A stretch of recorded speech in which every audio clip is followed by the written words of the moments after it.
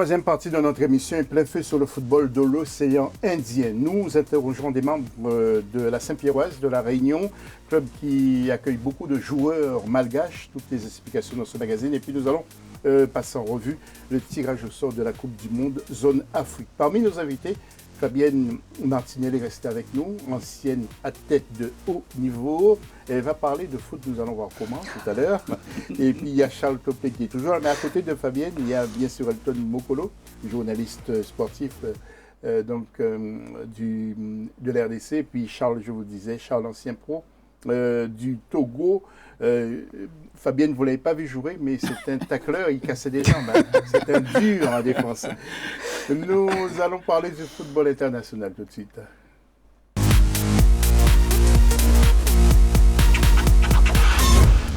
Les Comores, Madagascar, les Seychelles, l'île Maurice sont des pays indépendants. La Réunion est voisine de tous ces pays qui ne sont pas très loin de la côte est-africaine avec l'Afrique du Sud, le Mozambique, la Tanzanie ou encore le Kenya. La Réunion possède un championnat relevé et ces clubs ont même participé à plusieurs reprises à la Coupe d'Afrique des clubs. Nous saurons pourquoi ces équipes se sont retirées. Premier débat, que pensez-vous de ce football de l'océan Indien? Charles Topley, est-ce que c'est un football qui a du retard? C'est un football qui a du retard, mais qui a pris vraiment donc, de l'ampleur en ce moment, à cause donc, de nombreux joueurs qui évoluent aujourd'hui en Europe et qui retournent donc, dans leur sélection. Et je pense que les entraîneurs aussi ont fait beaucoup de progrès dans la formation, qui a fait que, voilà, tout ce qu'ils ont appris, donc on essaie donc de professionnaliser ces clubs qui sont là-bas de manière à avoir un beau football. Et en plus de ça, ils ont des infrastructures aujourd'hui qui sont adaptées. Dès lors que vous avez des bonnes infrastructures, que vous avez des entraîneurs qui sont structurés, qui sont capables donc de structurer un club, je pense que ça peut toujours donner des bons résultats.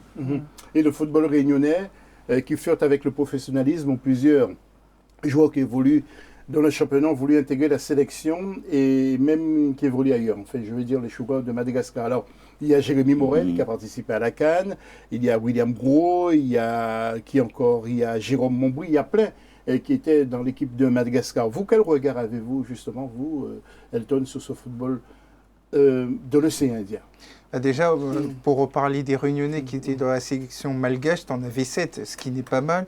Après, pour revenir sur la question principale, c'est le principal enseignement de cette CAN, à savoir qu'on a souvent tendance à penser que le football africain, c'est un football entre guillemets continental, alors qu'il y a le football des océans qui a été représenté. C'était très intéressant. Pourquoi? Parce qu'on sait que c'est un pays avec... On a vu ce que ça a donné, Madagascar. Avec notamment Madagascar. Le bassin de population est évidemment plus faible que les pays très importants type Nigeria, mais ils ont dû développer des alternatives au niveau des idées, la structuration, des entraîneurs entre guillemets atypiques qui ont su, à qui on a pu donner leur chance, à l'image de sélectionneurs malgaches. Et donc au final, on a un assemblage, un alliage qui fait que petit à petit, ils sont en train de refaire leur retard. Ils sont en train, dans le concert africain, ils sont en train de montrer de belles choses. Oui, la Réunion, est-ce que vous pensez que la Réunion est supérieure à la Martinique et à la Guadeloupe, vous qui êtes martiniquaise, vous, Fabienne, en matière de football? Absolument pas. Enfin, après, je ne connais pas principalement les résultats, hiérarchiques. Ouais. Mais de ce que j'entends, la Martinique et la Guadeloupe sont quand même à un niveau supérieur. Donc, que la Réunion. Que la Réunion. Bon, après, c'est peut-être dû aux infrastructures. Ça peut jouer énormément. On a des entraîneurs quand même qui ont de l'expérience et qui sont compétents en la matière. Donc après, peut-être que la Réunion est en devenir. Oui, la Réunion, on confirme que c'est en devenir. Alors, justement, nous allons voir la Saint-Pierroise qui a participé à la Coupe de France. Et nous allons écouter le capitaine Jean-Michel Fontaine qui a été sorti. Et après, donc, ces images en off. Le capitaine va nous parler. Jean-Michel Fontaine qui a été donc sorti après le match contre Épinal, qui est sorti en première mi-temps. Écoutez ce qu'il dit. Mais on a vécu une très belle aventure et c'est historique pour nous à La Réunion. On est le premier club à avoir atteint les 16e de finale.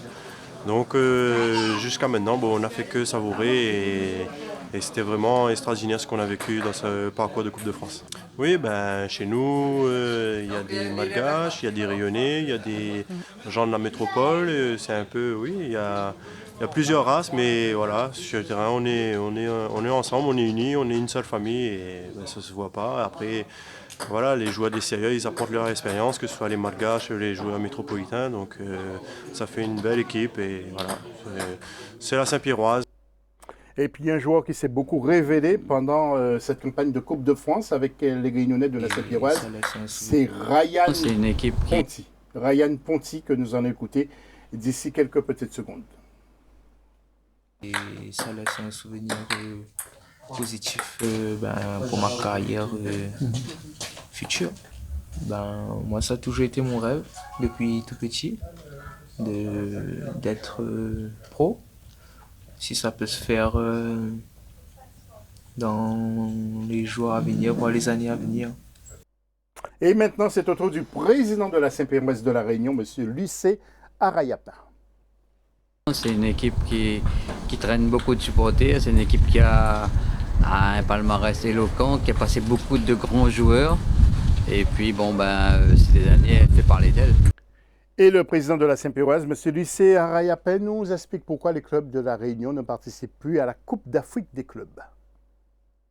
Aujourd'hui, c'est question de sous. Aujourd'hui, la Coupe d'Afrique nous prend beaucoup de sous et comme de plus en plus les finances se font rares chez nous, donc on a plus abandonné parce qu'on n'est pas le bienvenu dans cette compétition africaine. Parce que quand nous entrons dans cette compétition, il faut que c'est nous qui payons tout. Donc on a un peu mis de côté.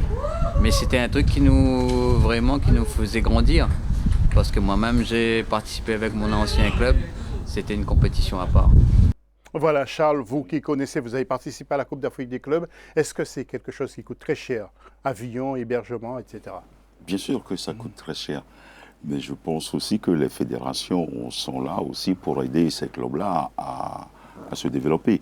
Et comme on ne fait pas l'effort dans les deux sens, fait que les clubs ne supportent pas. Quand je dis faire des efforts dans les deux sens, c'est-à-dire que la Fédé, qui doit aider les clubs à se structurer, à se professionnaliser et à développer tout ce qui est structure de leur côté pour pouvoir subvenir à leurs propres besoins, ne le fait pas. Donc les clubs ne sont pas structurés, ça manque de l'argent, des infrastructures inadaptées, fait que les gens, la recette n'est pas là, parce que pour que les gens puissent aller regarder des matchs, il faut proposer quelque chose de qualité.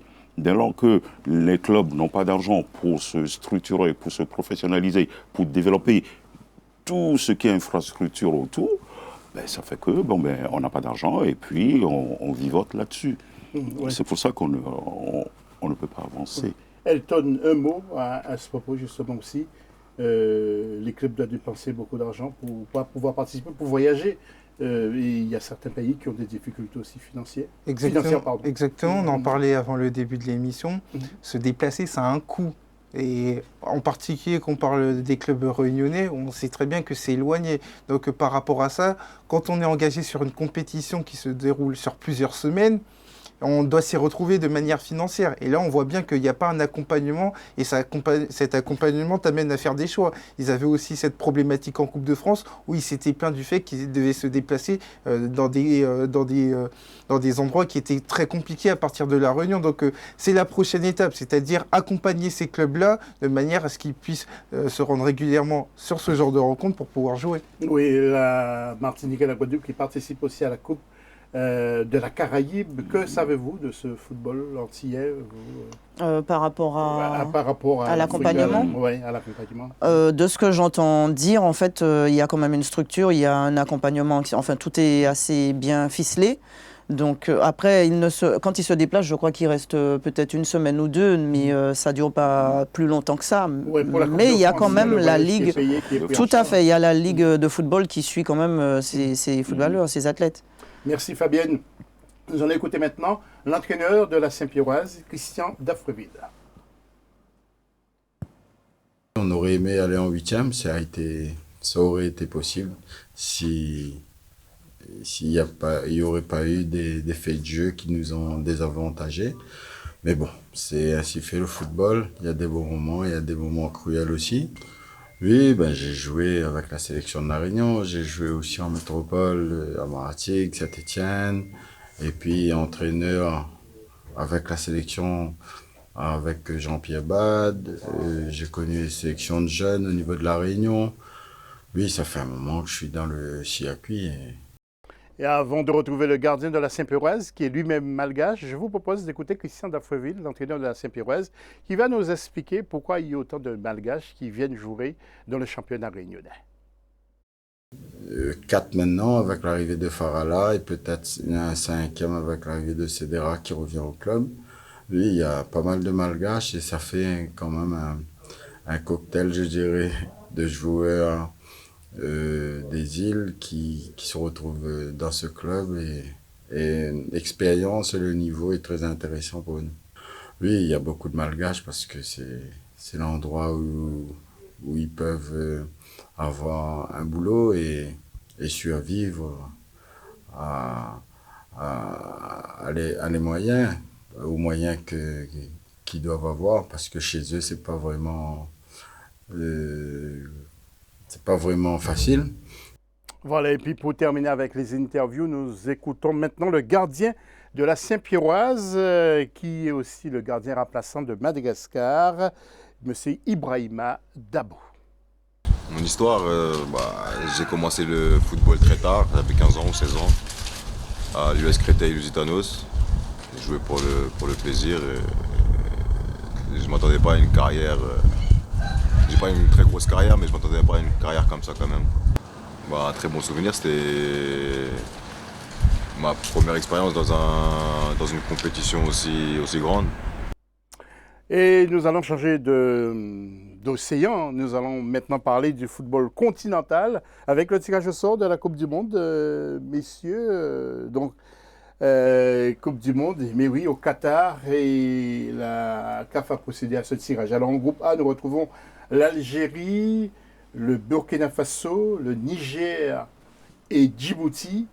En groupe B, Tunisie, Zambie, Mauritanie, Guinée équatoriale. Vous avez vu ce tirage, Charles, d'abord? Bien sûr, j'ai vu. Oui, alors. Mais moi, je me suis intéressé juste au groupe du Togo. Oui, du Togo. Du Togo. Oui. Donc voilà, avec le Sénégal dedans. Bon, c'est le groupe H précisément. Ouais, je me suis intéressé à ce groupe-là et on sait aussi que le Sénégal est un grand continent donc, de football. Et à l'intérieur donc, de cette sélection, vous avez un garçon qui aujourd'hui enflamme toute l'Europe ou le continent africain qui est Mané. Donc voilà, notre groupe est très relevé, je ne peux que commenter ça, mais je pense que le Togo peut aussi faire des efforts donc, pour les contrarier. Ok Charles, nous allons voir les groupes, groupe par groupe, pour le A que vous venez de voir avec le B et le C. J'avais déjà donc donné les équipes pour le A, le B, Tunisie, Zambie, Mauritanie, Guinée équatoriale, le C, Nigeria, Cap-Vert, Centrafrique et Libéria. Nous enchaînons avec le D, le E et le F sans doute, Cameroun, Côte d'Ivoire, Mozambique, Malawi, Mali, Ouganda, Kenya, Rwanda pour le E, et groupe F, Égypte, Gabon, Libye et Angola. Nous allons enchaîner avec le D, Cameroun, Côte d'Ivoire, Mozambique et Malawi, E, Mali, Ouganda, Kenya, Rwanda, groupe F, Égypte, Gabon, Libye et l'Angola. Ensuite, le groupe G, H et I, avec Ghana, Afrique du Sud, Zimbabwe, Éthiopie, groupe H, on l'a évoqué, le groupe I, Maroc, Guinée, Guinée-Bissau et Soudan. Et le dernier groupe, c'est le J, avec RDC, Bénin, Madagascar et Tanzanie. Fabien et Elton, on ne vous a pas entendu sur ces groupes? Quelques mots? C'est surtout le groupe de la République démocratique du Congo qui va m'intéresser. Ce groupe qui présente la particularité d'avoir eu les 4 équipes qui étaient présentes à la dernière CAN. C'est le seul groupe, donc ça situe la difficulté de ce groupe-là, à savoir que ça va être une poule très très ouverte. C'est-à-dire que le Bénin, quart de finaliste à la CAN, Madagascar, quart de finaliste à la CAN, et même la Tanzanie, quand bien même ils avaient été éliminés au premier tour, ils avaient montré quand même une belle impression. Donc au final, difficile à dire quant à savoir qui va être premier sur cette poule-là. Fabienne, vous allez suivre cette Coupe du Monde? Oui, vous oui, suivez les équipes africaines? le Sénégal. Le Sénégal. Et donc, ok, bienvenue au club. Merci. On va vous taper à Lomé, on va vous gagner à Lomé. Merci d'avoir participé en tout cas à cette émission. Nous allons terminer bien sûr avec l'image de Kobe Bryant, bien sûr, et sa fille Gianni, 13 ans, qui sont décédés dans ce fameux accident d'hélicoptère le dimanche 26. Merci pour votre attention. À lundi prochain, même heure, même antenne.